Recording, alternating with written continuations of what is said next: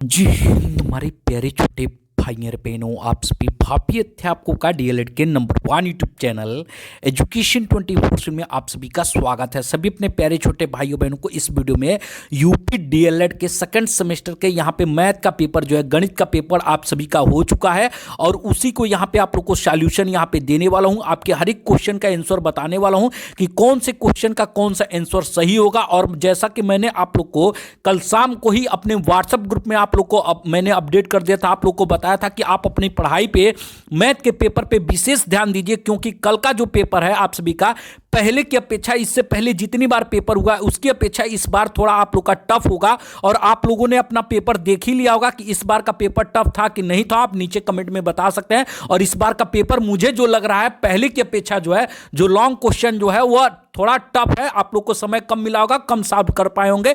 बाकी आप लोग को एक एक करके यहां पे मैं आंसर बताने का प्रयास करता हूं। सबसे पहले बता दूं, यह जो पेपर है आप सभी में से एक हमारे प्यारे छोटे भाई बहन ने पेपर देके निकला और उन्होंने कहा सर इसका एनालिसिस करा दीजिए, इसका सही सही आंसर बता दीजिए क्या है। तो वही मैं आप लोग को बताने का प्रयास कर रहा हूं। यह डीएलएड सेकंड सेमेस्टर के मैथ का पेपर है और यहां पे इसमें जो पहला क्वेश्चन पूछा गया था, ऋणात्मक पूर्णांक संख्या क्या होगी, यह बहुत आसान क्वेश्चन था।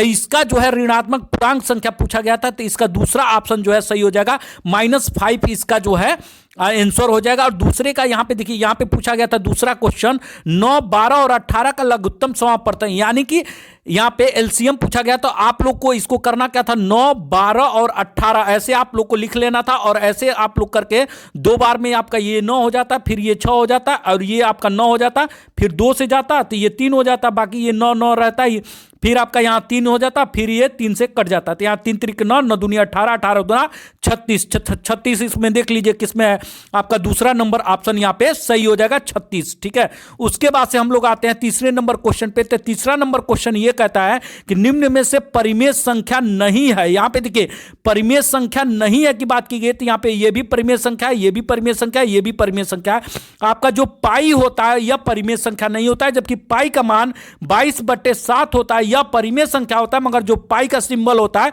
वह परिमेय संख्या नहीं होता है। ठीक है, तो ये आपका तीसरे का तीसरा आपका सही हो जाएगा। उसके बाद से चौथे में आएंगे, तो चौथे में जो है यहां पे पूछा गया था कि 0.9 का पावर का क्या होगा, स्क्वायर का मान कितना होगा। तो आपको यहां पे सिर्फ मल्टीप्लाई कर देना था, तो आप मल्टीप्लाई करेंगे तो ये 25 हो जाएगा और ये 90 हो जाएगा, यानी कि जो है आपका 90.25 आपका हो जाएगा। तो यहां पे पहला ऑप्शन जो है यहां पे सही हो जाएगा, जो कि बहुत आसान क्वेश्चन ये पूछा गया था।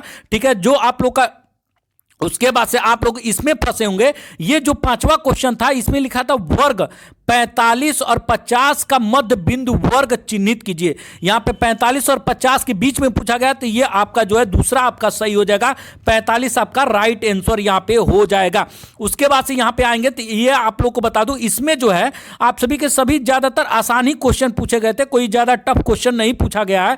मगर यहां पे बात करूं आप लोग को मैं बता दूं, इसमें जो है आपके 5 क्वेश्चन में बस आपका फंसाने वाला बस ये तीसरा क्वेश्चन है। जिन लोगों को नहीं आता होगा उनके लिए दिक्कत की बात है, बाकी ये 5 क्वेश्चन आसान थे। उसके बाद से यहां पे छठवें क्वेश्चन में आते हैं। छठवां क्वेश्चन ये आपसे कहता है एक कक्षा वर्ग की लंबाई 10, 6 और ऊंचाई जो है 5 मीटर है, तो दीवारों का क्षेत्रफल पूछा है। तो आप जानते हैं लंबाई गुणे चौड़ाई गुणे ऊंचाई, यानी कि 10 गुणे 6 गुणे आपको 5 कर देना है, यानी कि 10 छके 60 और 5 यहाँ 5 छके 30, यानी कि 300 आपका इसका राइट आंसर हो जाता। आप लोग किए होंगे तो आप लोग नीचे कमेंट कर बताइएगा कि आपका इसका कितना आंसर आया है।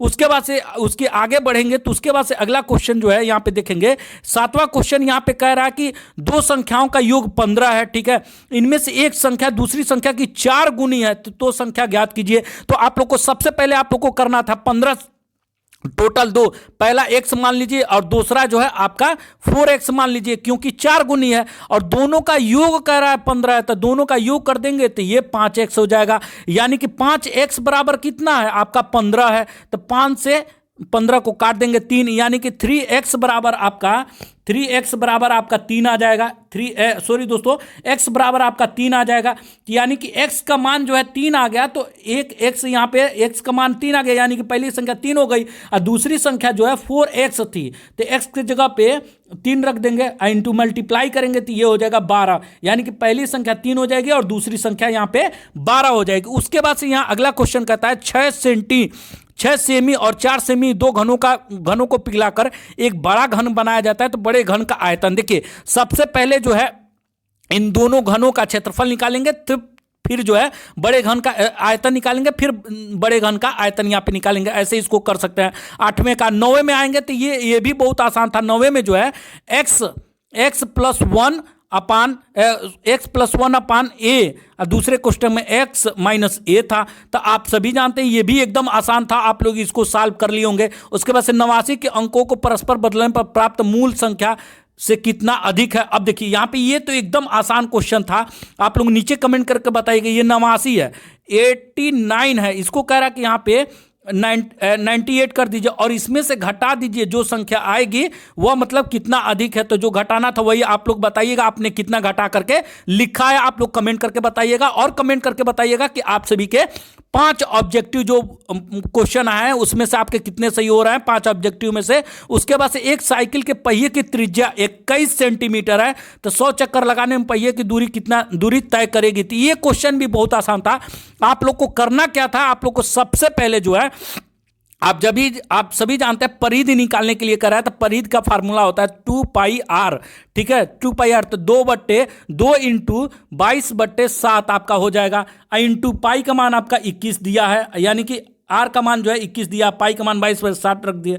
यहाँ से 7 से काट देंगे तो ये 3 बार में कट जाएगा। और उसके बाद से इस मल्टीप्लाई करेंगे तो 66 हो जाएगा, और 66 का दुगुना करेंगे तो आपका हो जाएगा 6 दूनी 12 का 2, 6 दूनी 12 का 2, और ये होगा 6 दूनी 12 1 13, 132, यानी कि एक बार पहिया घूमेगा तो आपका 132 सेंटीमीटर घूमेगा। तो 100 चक्कर लगाने की बात कर रहा है, तो इसमें मल्टीप्लाई कर देंगे 100 का, तो आपका आंसर आ जाएगा। यहां तक मैं आप लोग को बता दूं, यहां तक जो है 11वें तक बहुत आसान क्वेश्चन पूछे गए थे, जो आपके हो सकता है मुझे आसान लग रहा हो मगर आप लोग को टफ लगा हो। मैं आप सभी को यह बता दूं, मुझे क्योंकि मैं तो पढ़ाता हूं तो मुझे तो आसान ही लगेगा। बाकी इसके बाद से जो 12 के बाद से जो ये आपके क्वेश्चन 12, 13, 14, 15, 16, 17, 18 ये जो क्वेश्चन पूछे गए थे ये वाकई में बहुत टफ क्वेश्चन थे। इसको कर पाना बहुत ही मुश्किल था, मैं आप सभी को साफ साफ बता रहा हूं।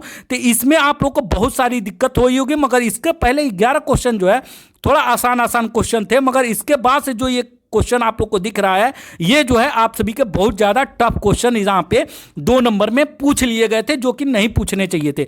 बाकी आप नीचे कमेंट करके बताइएगा कि आप कितना नंबर का आप अपने पेपर में करके आए हैं। बाकी इसका पूरा एनालिसिस भी अगली वीडियो में आप लोग को करके बता दूंगा। बाकी आप सभी हमारे प्यारे छोटे भाई बहन अभी तक हमारे व्हाट्सएप ग्रुप से नहीं जुड़े हैं तो इस वीडियो के डिस्क्रिप्शन में हमारे व्हाट्सएप ग्रुप का लिंक है, जहां से आप जुड़ सकते हैं। पीएनपी कार्यालय संबंधित कोई भी अपडेट आती है या डीएलएड संबंधित, सबसे पहले मैं आप सभी को वही देने का प्रयास करता हूं। आप सभी लोग जानते हैं, जो लोग मुझसे पहले से जुड़े हैं, सबसे पहले मैं वही दे देता हूं। हर बात पे वीडियो बनाना संभव नहीं होता। बाकी अगर आप लोग को कुछ पूछना हो तो नीचे कमेंट करके या हमारे व्हाट्सएप ग्रुप से ज्वाइन होकर के आप हमसे डायरेक्ट पूछ सकते हैं। आप लोग को कोई भी परेशानी होती है तो आप हमसे संपर्क कर सकते हैं, आप हमारे व्हाट्सएप ग्रुप के माध्यम से। बाकी इस वीडियो में दोस्तों इतना ही। अपना और अपने परिवार का ख्याल रखिए और अपने आगे की पढ़ाई बेहतर तरीके से करते रहिए। जय हिंद, वंदे मातरम।